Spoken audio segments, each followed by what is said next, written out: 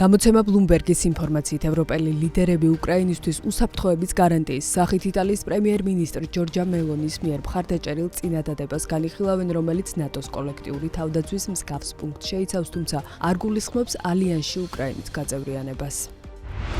რუსეთის ყოფილი პრეზიდენტი უშიშროების საბჭოს თავმჯდომარის მოადგილე დმიტრი მედვედევი უკრაინაში დამზღვევი ძალების გაგზავნის შესახებ საფრანგეთის განცხადებებს აკრიტიკებს და წერს, რომ უტვინო გალური მამალი უკრაინაში ჯარისკაცების გაგზავნის იდეას ვერ ეშვება.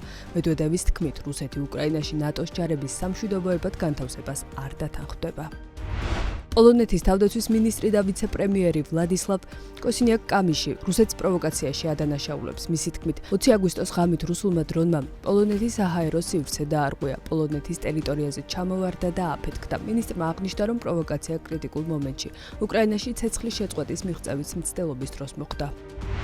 თელიღამის განმავლობაში უკრაინის სხვადასხვა ქალაქს რუსეთი მასირებულად ბომბავდა. დაბომბვისას გამოიყენეს ასობით შაჰედი, მათ შორის უკრაინის დასავლეთით ქალაქებში მუკაჩევოში, ლვოვსა და ლუცკში. ლვოვსა და ლუცკში ფრთოსანი რაკეტებიც გამოიყენეს. რუსეთმა მინიმუმ 4 აერობალისტური დარტყმა განახორციელა კინჟალის ტიპის რაკეტებით როვნოს ოლქზე.